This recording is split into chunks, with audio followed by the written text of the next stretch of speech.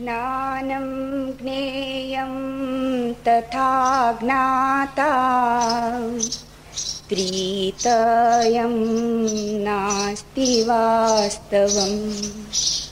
अज्ञानात् भाति यत्रेदं सोऽहम् अस्मि निरञ्जनः।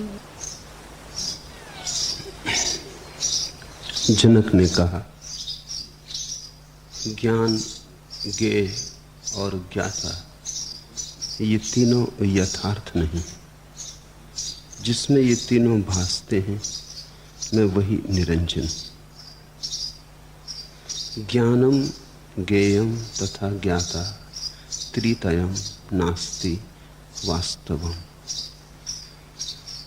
जो भी दिखाई पड़ रहा है, जिससे दिखाई पड़ रहा है, और इन दोनों के बीच जो संबंध है ज्ञान का या दर्शन का। जनक कहते हैं, आज मैं जागा और मैंने देखा ये सब स्वप्न है। जो जागा है और जिसने इन तीनों को देखा स्वप्न की भांति तिरोहित होते, वही केवल सत्य है। वही व्यक्ति ध्यान की तरफ आना शुरू होता है, जैसे संसार स्वप्नवत हो गया। जो इस संसार में से अब कुछ भी नहीं बचाना चाहता, जो कहता है ये पूरा सपना है, जाए पूरा। अब तो मैं उसे जानना चाहता हूं जो सपना नहीं। ये सूत्र उसी खोजी के लिए। जनक ने कहा, ज्ञान, ज्ञेय और ज्ञाता ये तीनों यथार्थ नहीं। जिसमें ये तीनों भासते हैं मैं वही निरंजन। जैसे सुबह जागता कोई, ऐसे ही एक दिन अंतिम जागरण आता, ध्यान का, समाधि का, साक्षी का। उस दिन तुम पाते हो सब झूठ था। तब तुम ये नहीं कहते कि पत्नी ही झूठ थी, पति भी झूठ था। तब तो ये नहीं कहते कि धन झूठ था, वो जो धन को इकट्ठा कर रहा था वो भी झूठ था। तब तुम ये नहीं कहते सिर्फ कि मेरे बाहर जो झूठ था वही झूठ था, तब तुम जानते हो कि तुम्हारे भीतर भी बहुत कुछ था जो झूठ था। और जो अब बचा है वो तो ना तुम्हारे बाहर था और ना भीतर था, वो तो बाहर भीतर दोनों के पार था। आत्मा भीतर नहीं है। बाहर शरीर दिखाई पड़ रहा, भीतर मन है। आत्मा न बाहर है न भीतर है। आत्मा तो आकाश जैसी है, सब उसमें घट रहा। ये जो सूत्र है जिसमें ये तीनों भासते, मैं वही निरंजन। और निरंजन कहते हैं जनक, निरंजन का अर्थ होता है निर्दोष। ऐसी निर्दोषता जिसे खंडित करने का कोई उपाय नहीं। ऐसा कुंवारापन जो कभी व्यभिचारित नहीं होता। निरंजन का अर्थ होता है ऐसी पवित्रता जिसके अपवित्र होने की कोई संभावना नहीं, कोई उपाय ही नहीं। जो अपवित्र हो जाए वो निरंजन नहीं। जो सपने में दब जाए और सपने में खो जाए वो निरंजन नहीं। जो झूठ से आंदोलित हो जाए वो निरंजन नहीं। जो झूठ से इतना प्रभावित हो जाए कि झूठ के पीछे दौड़ने लगे वो निरंजन नहीं। निरंजन तो सदा पवित्र, शांत, आकाश जैसा निर्मल। आकाश में देखा कितने धूल के बवंडर उठते हैं, काले बादल छाते हैं, आते हैं चले जाते हैं। आकाश का निरंजनपन शेष रहता। न तो धूल के बादल आकाश को गंदा कर पाते, न काले बादल आकाश को गंदा कर पाते। सब कुछ होता रहता है, लेकिन आकाश की निर्दोषिता शाश्वत है, उस पर कोई खंडन नहीं होता। ऐसी दशा को कहते निरंजन। द्वैतमूलम् अहो दुःखं नान्यतस्यास्ति भेषजम् दृश्यमेतात्मृषा सर्वम् एकोऽहं चित्रसोमल। अहो, दुख का मूल द्वैत है, उसकी औषधि कोई नहीं। यह सब दृश्य झूठ है, मैं एक अद्वैत शुद्ध चैतन्य रस हूं। यह सूत्र महाक्रांतिकारी है। दुख का मूल द्वैत है, चीजों को खंडित करके देखना दुख का मूल है। मैं अलग हूं अस्तित्व से, ऐसा मानना दुख का मूल है। जैसे ही तुम मान लो, जान लो तुम अलग नहीं हो, दुख विसर्जित हो जाता है। जनक कहते हैं, जिसने दो माना वो भ्रांति में पड़ा, वो दुख में पड़ा। क्योंकि दो मानते ही हिंसा शुरू हो जाती, संघर्ष शुरू हो जाता है, लड़ाई शुरू हो जाती। फिर विश्राम कहां? जिसने एक जाना फिर लड़ना किससे? तुम्हारे शत्रु में भी वही है। और जब मौत आए तुम्हारे द्वार तो मौत में भी वही आएगा, उसके अतिरिक्त कोई है ही नहीं। तुम्हारी बीमारी में भी वही है, स्वास्थ्य में भी वही है, जवानी में बुढ़ापे में भी वही है, सफलता और विफलता में भी वही है। अनेक अनेक रूपों में वही आता, बस वही आता, कोई और आने को नहीं। ऐसी जिसकी प्रतीति गहन हो जाए फिर उसे दुख कहां? द्वैत मूल महो दुखम नान्यत दयास्ति भेषजम दृश्य मेत मृषा सर्वम एको अहम छिद्रो सो अमलम। दुख का मूल द्वैत, उसकी औषधि कोई नहीं।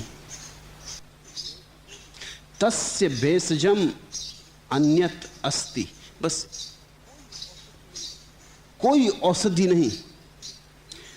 जनक ये कह रहे हैं कि बीमारी झूठी है। अब झूठी बीमारी का कोई इलाज होता? झूठी बीमारी का इलाज करोगे तो और मुश्किल में पड़ोगे। झूठी बीमारी के लिए अगर दवाइयां लेने लगोगे तो बीमारी तो झूठ थी, लेकिन दवाइयां नई बीमारियां पैदा कर देंगी। इसलिए पहले ठीक ठीक निर्णय कर लेना जरूरी है कि बीमारी सच है या झूठ। कोई औषधि नहीं का अर्थ यह होता है कि बीमारी झूठ है। इस झूठ बीमारी को झूठ जान लेने में ही छुटकारा है। अगर बीमारी सच होती तो इलाज हो सकता था। अगर तुम परमात्मा से दूर हो गए होते तो मिलने की कोई व्यवस्था हो सकती थी। तुम दूर हुए नहीं और तुम सोचते हो कि दूर हो गए। अगर तुमने अपनी आत्मा से संबंध छोड़ दिया होता तो कोई रास्ता बना लेते, कोई सेतु बनता, विज्ञान कोई उपाय खोज लेता कि फिर से कैसे जुड़ा जाए। लेकिन तुम कभी आत्मा से अलग हुए नहीं, तुम जुड़े हो। अगर मछली सागर के बाहर चली गई होती तो हम सागर में वापस फेंक देते। मछली सागर में है और चीख पुकार मचा रही और तड़फ रही और कहती कि मुझे सागर में वापस भेजो। मैं तड़फ रही हूं इस रेत पर, मेरे प्राण जल रहे हैं। क्या करोगे? एक ही उपाय है कि हम मछली को जगाएं कि सागर तेरे चारों तरफ, तू कभी छूटी नहीं सागर से। अगर तुम्हें ये बात ख्याल में आ जाए तो परमात्मा को पाने के जितने उपाय हैं वो झूठी बीमारी को मिटाने की औषधियां। इसलिए मैं कहता हूं ये वचन महाक्रांतिकारी। ये वचन ये कह रहा है कि तुम परमात्मा हो, तुम्हें होना नहीं है। तुम्हें उपाय नहीं करना है परमात्मा होने का।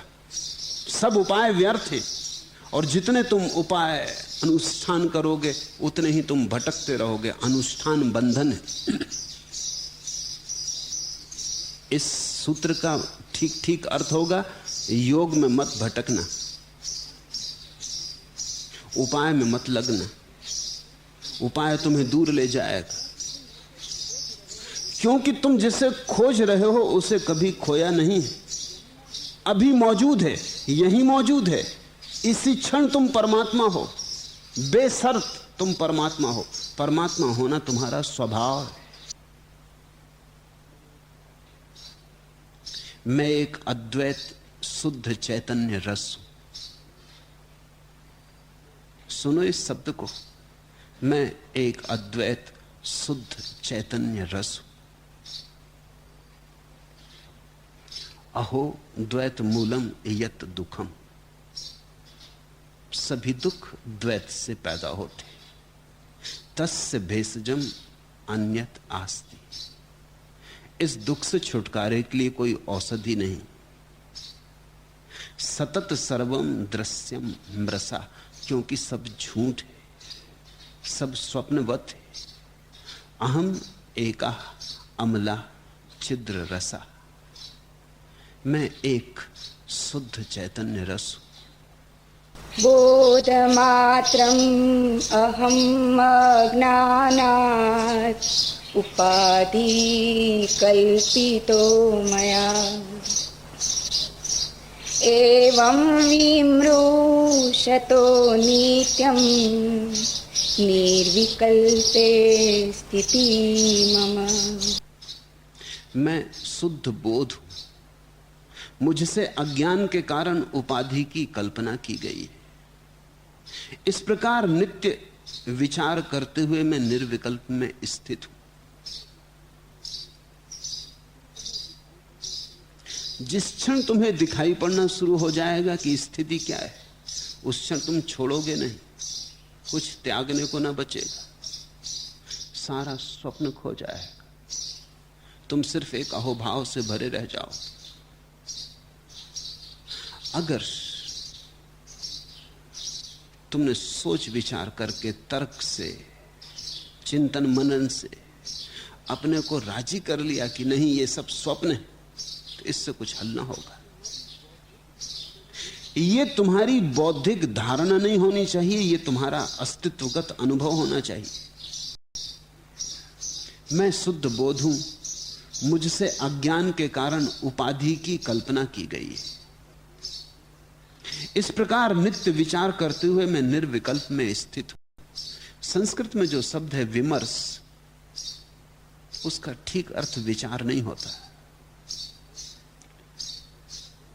अहम बोध मात्रा, मैं केवल बोध मात्र हूं, होश मात्र।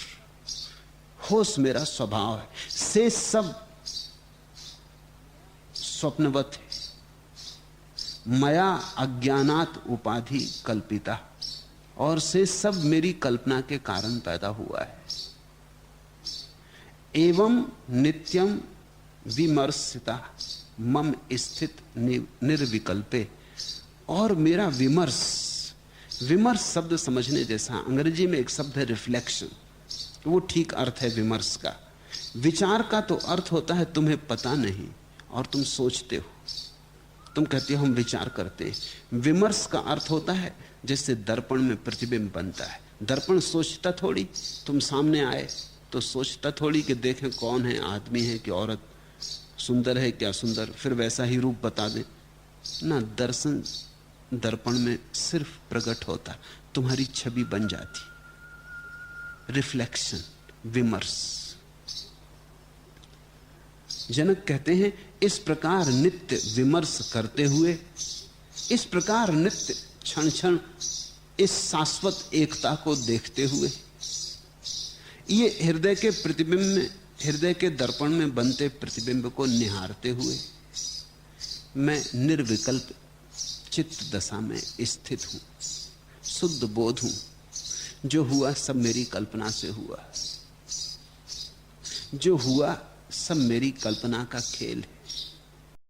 न मे बंधोस्ति मोक्षो वा भ्रांति शांता निराश्रया, अहो मयि स्थितं विश्वं वस्तुतो न मयि स्थितम्।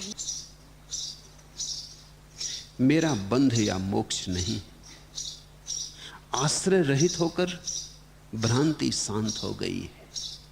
आश्चर्य है कि उस मुझ में स्थित हुआ जगत वास्तव में मुझ में स्थित नहीं है। न में बंधो अस्ति मोक्षो व भ्रांति शांता निराश्रया अहो मयि स्थितम विश्वम वस्तुतो न मयि स्थितम। मैं बंधा व मोक्षा न अस्ति, मेरा बंध या मोक्ष नहीं है। सुनो कैसी अद्भुत बात जनक कह रहे। न मेरा बंधन है न मेरा मोक्ष है। तुमने ये तो सुना कि बंधन है संसार, छोड़ो बंधन, बंधन से मोक्ष की खोज करो, लेकिन सुनी तुमने जनक क्या कह रहे? वो कह रहे न मेरा बंधन है न मोक्ष। ऐसी चित्त दशा का नाम ही मोक्ष है जहां तुम्हें पता चलता है न बंधन न मोक्ष। बंधन भी कल्पित थे तो मोक्ष भी कल्पित है। दुख सुख दोनों ही मन की धारणाएं। दुख का आत्यंतिक रूप नरक है, सुख का आत्यंतिक रूप स्वर्ग है। सुख दुख दोनों मन में है, स्वर्ग नरक भी दोनों मन में। ऐसा जो जान लेता कि सभी द्वंद्व मन में है वही मुक्त है। इस मुक्ति की आखिरी घोषणा जनक करते, मेरा बंध या मोक्ष नहीं। बंधन भी झूठे हैं तो मोक्ष कैसा? बंधन है ही नहीं तो मोक्ष कैसा? दोनों असत्य हैं। आश्रय रहित होकर भ्रांति शांत हो गई। अब मेरा कोई आश्रय नहीं, अब मैं किसी आशा के सहारे नहीं जी रहा। और जब आशा नहीं है तो निराशा नहीं होती। आश्रय रहित होकर भ्रांति शांत हो गई। आश्चर्य है कि मुझ में स्थित हुआ जगत वास्तव में मुझ में स्थित नहीं। यह आश्चर्य की बात है कि सारा जगत है, फिर भी मैं अकलुषित, फिर भी मैं निरंजन, फिर भी मैं पार। ध्यान रखना, ये संसार है तुम्हारे पास, तुम में स्थित, तुम इसमें स्थित, मगर ऐसा भी जीने का ढंग है कि न तुम संसार को छू न संसार तुम्हें छू पाए। तुम ऐसे गुजर जाओ अस्पर्शित, कुंवारे के कुंवारे। ये कालख तुम्हें लगे ना, ऐसे गुजरने का ढंग है। उस ढंग का नाम ही साक्षी। सशरीरम इदं विश्वं न किंचिदिति निश्चितं शुद्ध चिन्मात्र आत्मा च तत्कस्मिन् कल्पनाधुना। शरीर सहित यह जगत कुछ नहीं है, अर्थात न सत है और न असत है, और आत्मा शुद्ध चैतन्य मात्र है। ऐसा निश्चय जानकर अब किस पर कल्पना को खड़ा करें? अब कहां अपनी कल्पना को रोपें? सब आश्रय गिर गए। न सुख की कोई कामना है, न दुख की कोई भय है, न कुछ होना है न कुछ बचना है, न कहीं जाना है न कुछ बनना है। सब आश्रय गिर गए। अब कल्पना को कहां खड़ा करें? मगर ये सब आश्रय हैं मन के ही। ऐसा निश्चय जानकर अब किस पर कल्पना को खड़ा करें? शरीरम स्वर्ग नरकौ बंध मोक्षौ भयं तथा कल्पना मात्रम एव एतत् किं मे कार्यं चिदात्मना। यह शरीर स्वर्ग नरक बंध मोक्ष और भय भी कल्पना मात्र है। मुझे उनसे क्या करना है? मैं तो शुद्ध चैतन्य हूं।